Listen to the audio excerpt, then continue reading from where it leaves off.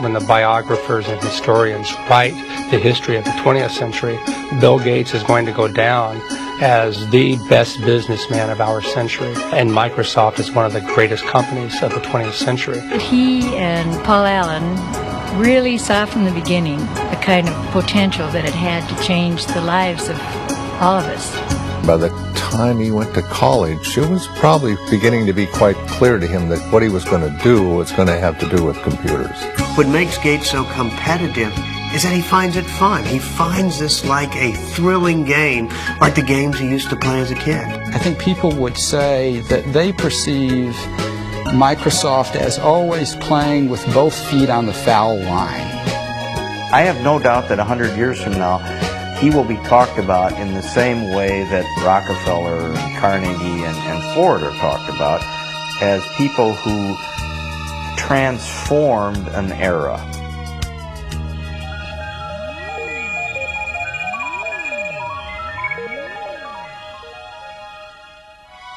The Pacific Northwest, with its resources and raw beauty, has long lured pioneers and visionaries. Among them was Bill Gates' great-grandfather, J.W. Maxwell, who founded First National Bank in Seattle. The Maxwells enjoyed their privileges and social position, but were never ostentatious. Their son Willard, also a banker, and his wife Adele, who had a passion for playing cards, were among Seattle's top civic leaders. Their only child, Mary, was a lively, intelligent girl who made a name for herself as a student leader at the University of Washington. Athletic and outgoing, Mary Maxwell was sometimes referred to as Giggles. Her drive and energy impressed everyone. There tends to be a handful that is right at the core of the action. Mary was at the core of the action. Mary was unaffected, straightforward, charming, but immensely determined. It was at the university that Mary Maxwell met and fell in love with a quiet, scholarly young man named Bill Gates, Jr. Bill would go on to become one of Seattle's most prominent attorneys. When Bill and Mary wed in 1951, she decided to give up a career as a teacher to raise a family and devote time to charitable work. The first of the Gates' 3 children, Christy, was born in 1953. She was followed by a brother, Bill Gates III, born on October 28, 1955. He was given the nickname Trey.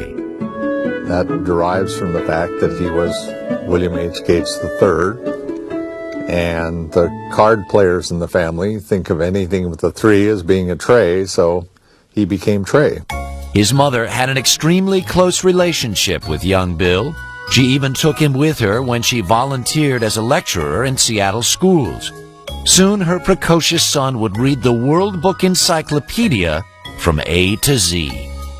We'd lose him sometime for hours at a time, and when I would ask, "What are you doing?" he'd say, "I'm thinking, Mother."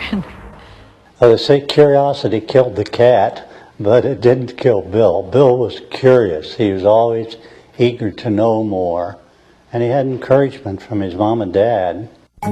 The Gates family prized competition, and young Bill loved testing his mettle in outdoor activities and indoor games. Among his favorite board games were Risk, in which the object is world domination, and Monopoly, where being in the right place at the right time can make you rich. He was competitive in cards with his sister, races to see who could do jigsaw puzzles faster, ski racing, sailing, whatever. He wanted to do it well and as good as the other folks that he was with. Every summer, the Gates family went off to their place on the Hood Canal called Cheerio. It was here that Bill, his younger sister Libby, family members, and friends staged their own Olympic Games. If you stayed overnight and had a couple of days with them, you would come away exhausted from games and activity. It was a very lively scene. It was definitely competitive, there's no question about it, and the children were all part of that. There was never a dull moment. The first World's Fair in the United States in 2020. The Seattle World's Fair opened in 1962, displaying the wonders predicted for the 21st century, including computer technology. Young Bill Gates got an eyeful. Imagine, if you can, an electronic brain. Bill often returned to visit the high-tech exhibits. It was clear that he had a natural talent for math and science. But he was also becoming something of a loner, showing signs of preteen rebelliousness that put him at odds with his mother. Mary and I grew up in very orderly families where parents were controlling personalities, and we carried that forward. And that particular mode wasn't exactly consistent with Bill or Trey, who somewhere around about 11 or 12 began to be very independent emotionally. He was quite willing to make up his own mind about what he wanted to do and not do, and that was really tough for us, particularly for Mary. He was kind of lost. I mean, he was ill at ease in school, wasn't sure exactly how he wanted to spend his time. Obviously very smart, brilliant kid, but kind of lacking direction. And he went through some counseling at that time. He went through a change in his school. While they believed in public education, Bill's parents realized he'd find more direction and discipline at Lakeside, Seattle's best private prep school. Lakeside only accepted the brightest and the best students, and at Lakeside, Bill began to blossom. He made new friends and relished academic challenge. He was an excellent math student. He was excellent across the board. I mean, he was a superb drama student and interested in reading all different kinds of books and so forth. So he wasn't just totally math science oriented. He had a wide breadth of interests.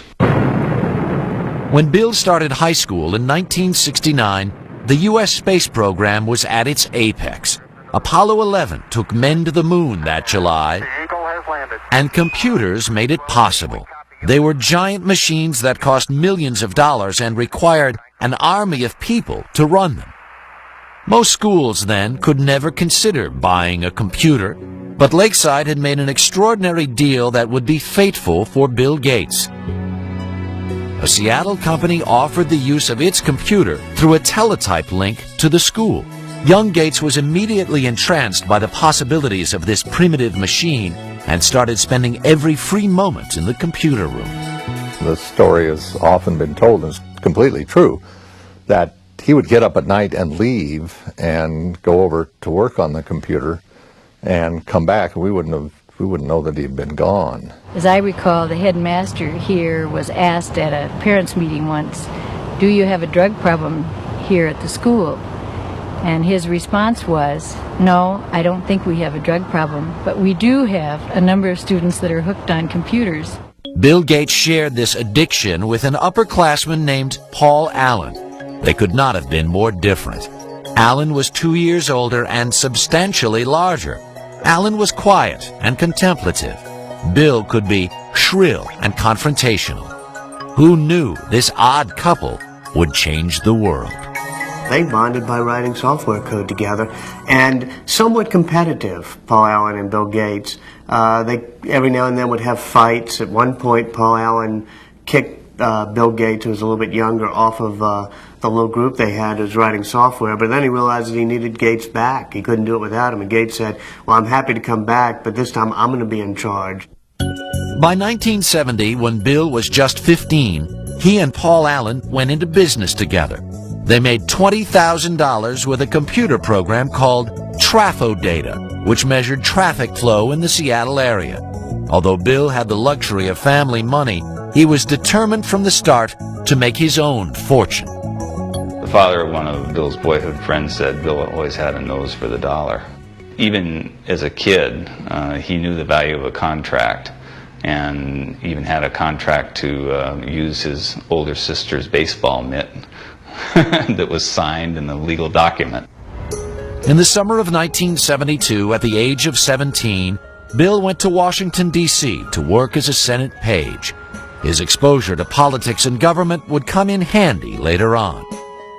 Back home that fall, he took a leave of absence from school when he and Paul Allen got their first real jobs with a computer company. But when they began talking about starting their own company, Bill's parents insisted their son finish high school and attend college. His mother used to worry that he was socially awkward. Well, maybe he was, but he had other things on his mind, and he was not rude, he was not abrupt. He was marching to a different drummer. He's a genius, and he has a different agenda. Bill graduated from Lakeside in 1973, and his parents took great pride in his acceptance at Harvard University. But his destiny had already been set in motion. It was computer-driven. In the fall of 1973, Bill Gates said goodbye to his family and Seattle and headed east to Cambridge, Massachusetts. As a freshman at Harvard, he thought briefly about preparing for a career in law, but no course of study ignited his imagination like his work with computers. Bill was somebody who was always very determined to do what he was interested in doing. The things that he was less interested in, which often included his academic classes, he tended simply to coast and get by on talent. I remember there was a course in Introduction to Greek Literature where he'd really done, as best as I could tell, none of the work during the year. Stayed up all night the night before the exam, slept through part of the exam, and still got a B. It was not surprising Gates fell asleep during a test. Between his classes and the time he spent at the Harvard Computer Center, he seemed to be on the go 24 hours a day. And he was always very focused on whatever it was that he was doing. He could come into his room, not get undressed, just kind of lie down on his bed, which of course would be not made because he had never had time for that, and just fall asleep. Door open, fully clothed, lie down, sleep, and then when he's refreshed, boom, back up at it and whatever the next thing was. Bill paused long enough to make some lasting friendships at Harvard, but his social life was not a priority. He dated only occasionally with varying degrees of success. I interviewed several women who had dated Bill just briefly, and one told me the very first question Bill asked her was, "What did you score on your SAT test?" You know, this is not exactly, you know, what a young woman wants to hear. For Bill Gates, though, he had scored a perfect 800 on his math portion of the SAT, and this was a matter of pride with him, and he wanted to make sure whoever he was dating, you know, had scored a pretty high grade. Bill did shine in math, but when he found that he was not the #1 math student at Harvard, he decided against becoming a mathematician. He kept his academic options open and picked up some new skills outside of class. I spent a great deal of time playing pinball, video games, and especially poker, which was something that we all did a lot of back in college. And you know, poker, of course, is a very competitive game, and in many ways, perhaps the best preparation for the business world that one could imagine. And yeah, Bill really turned himself from being a player whom people would take advantage of to a very good poker player. But it was Paul Allen, Bill's former schoolmate and business partner, who delivered Gates' biggest stroke of luck. Allen had moved to Boston from Seattle for a job. In December of 1974, he picked up a magazine in Harvard Square. The cover of Popular Electronics announced the arrival of the world's first mini-computer kit, the Altair 8800. He rushed to show it to Bill. Gates and Allen knew instantly that the day of the personal computer had arrived. They saw that this was going to be an incredible force, an incredible dynamic for the society, and recognized the moment. The Altair was made by a small company in Albuquerque, New Mexico, not far from the former atomic testing grounds at Alamogordo. Ed Roberts, who ran the company, was looking for someone to create software to run on his little computers. Gates and Allen convinced him that they were the ones who could do it, and worked day and night at the Harvard Computer Center for 2 months. In February of 1975, Paul Allen went to Albuquerque to test the program. When he loaded the Altair with what Bill Gates called the coolest code I ever wrote, it worked. The importance of that moment would have an historic impact on the computer industry. I don't think we appreciated the significance of the Albuquerque thing when it first happened. but it didn't take long to realize that they were at the threshold of something that could be quite significant. For 19-year-old Bill Gates, life would never be the same. In the summer of 1975, he and Paul Allen formed Microsoft. Their ongoing work with Ed Roberts' company became so consuming that Bill dropped out of Harvard just before his senior year and moved to Albuquerque. Mary Gates was deeply disappointed. We told him that we'd put some money aside for him to attend school, and if he didn't finish in a few years, we'd have to make some other use of those funds. And by that time, he allowed us out. That would be okay. He'd probably be able to afford to go back if and when the time came. Bill was certain that he'd made the right decision, but making it its software would not be easy. Back then, the personal computer culture was populated by users who shared new information and software. They were not interested in paying for it. It was a custom that put Bill at odds with his peers. Hey, it was a bunch of high school kids and college kids who were doing something very non-mainstream. And Bill was very unpopular because he said, hey guys, don't steal this stuff. We made it and we own it. And that was, yeah, he was one of the business guys in what was a lot of geek hackers. In fact, Gates wrote an open letter to computer hobbyists chastising them about making copies of Microsoft's program. It stated, as the majority of hobbyists must be aware, most of you steal your software.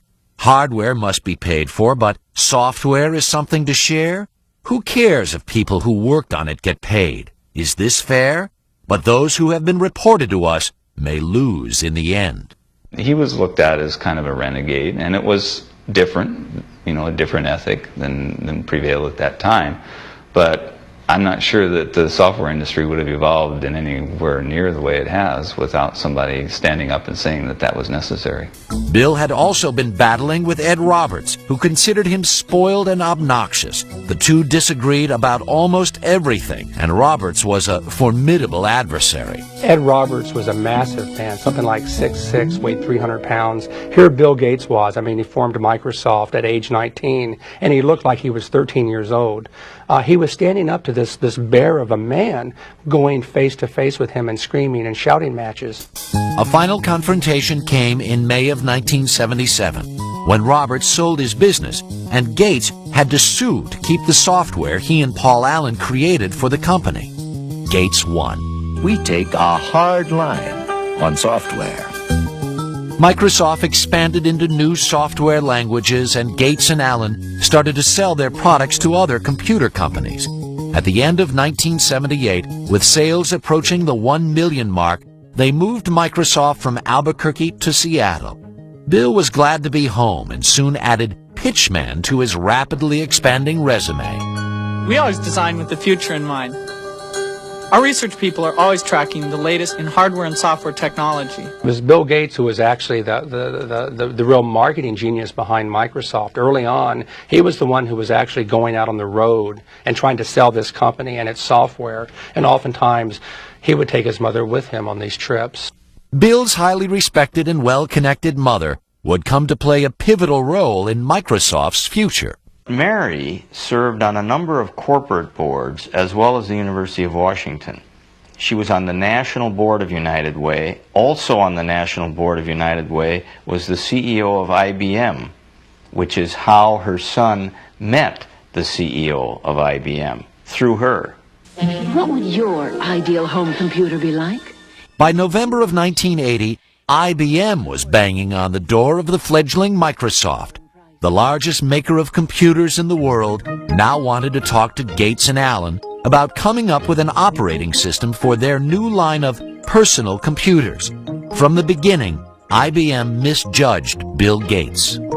He looked like a sub-teen, He was skinny, had a real mop of hair, kind of casual, and basically people didn't take him seriously as a business person. But IBM soon discovered Gates was no amateur. He quickly convinced them that Microsoft could deliver their new software. First, he purchased an existing operating system which he then adapted for the IBM personal computers, calling it MS-DOS. Bill Gates, as he's often done as a shrewd businessman, knew where to get an operating system. He just went down the road a few miles and bought it for $50,000. But then the real brilliance was that when they developed that operating system for IBM, IBM wanted to buy the source code, which would have given them the disk operating system, or what became known as DOS. And instead, Microsoft refused to actually sign the rights over to DOS. By not owning the rights to the operating system, IBM would now have to pay Microsoft a licensing fee for every single copy of DOS installed in its computers. In the company. As other companies introduced personal computers that were cheaper than IBM's, Microsoft sold the same operating system to them too. There were all kinds of computers that were being conceived at that point in time. And it struck me that I don't know who will win in the hardware business, but Microsoft has a very good chance to win in the software business. Between 1978 and 1981, Microsoft's growth was staggering. The staff was enlarged from 13 employees to 128. Revenues mushroomed from $4 to $16 million. By 1983, 30% of all the personal computers in the world were running Microsoft software. Still, Bill Gates never took his eye off the bottom line. He never flew first class unless it was absolutely necessary. You would often find him sitting in coach, in fact with a blanket over his head so he could get some sleep. So his parents taught him well early on the value of money and hard work, and translated later into his life with not only how he ran his personal life, but how he ran Microsoft. My name is Bill Gates. I'm chairman of Microsoft. The early 1980s was an exciting time for an industry run mostly by people under 30. Microsoft began working on software for innovative companies like Apple and its guru, Steve Jobs.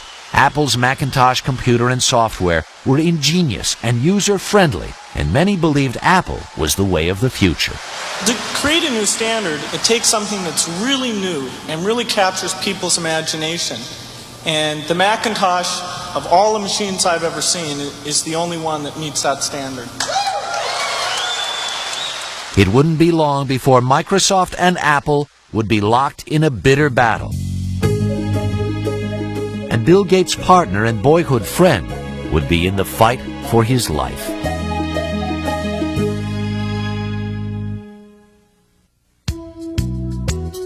By 1983, the future could not have looked more promising for 28-year-old Bill Gates and Microsoft. The personal computer business was booming, and there was an ever-increasing hunger for software. Bill Gates and Paul Allen were emerging as the crown princes of the personal computer age.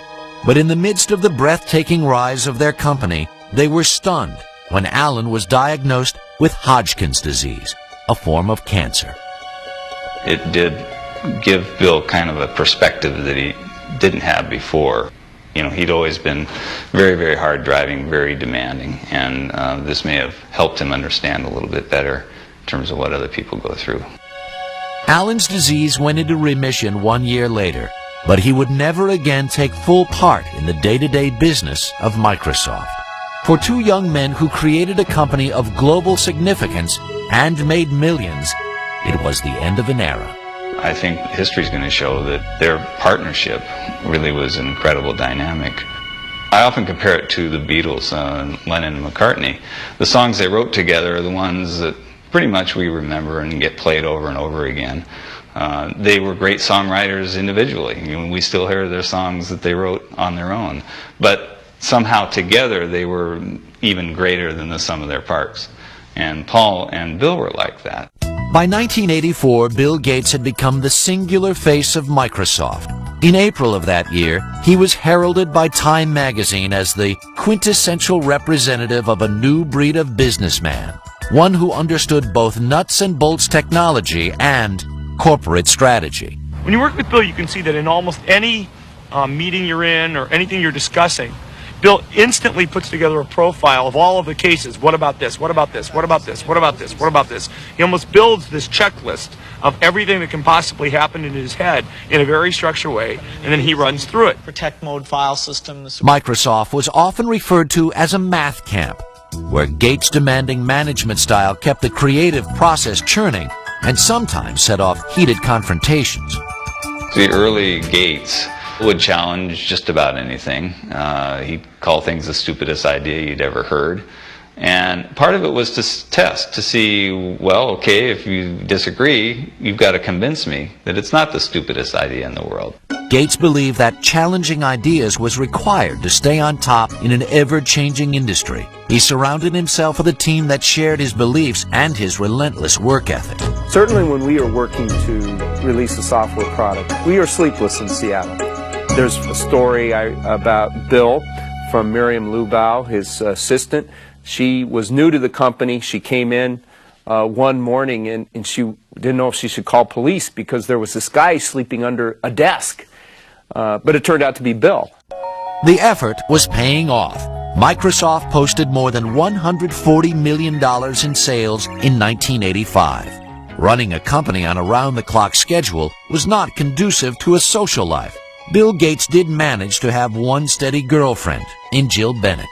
She told me that it was difficult maintaining a relationship with somebody who was working, 3 days straight without sleep. Oftentimes he would end up on her doorstep, half dead. He would be talking to her, thinking about software and doing something else, all three at the same time. She said it was amazing watching him. At the center of his marathon lifestyle was a new product. In 1986, Gates introduced Microsoft Windows. It would become the company's signature program. Critics quickly noted that in its use of a mouse and icons, it bore more than a passing resemblance to the Apple Macintosh operating system. If you know how to point, you already know how to use it. Macintosh, the computer for the rest of us. Apple had given Gates full access to their technology while he was working on new software for the Macintosh computer. Gates advised Apple early on that they should license their software, but Apple was more interested in selling computers than software, so they ignored the suggestion. Once again, Gates took advantage of an opening and ran with it.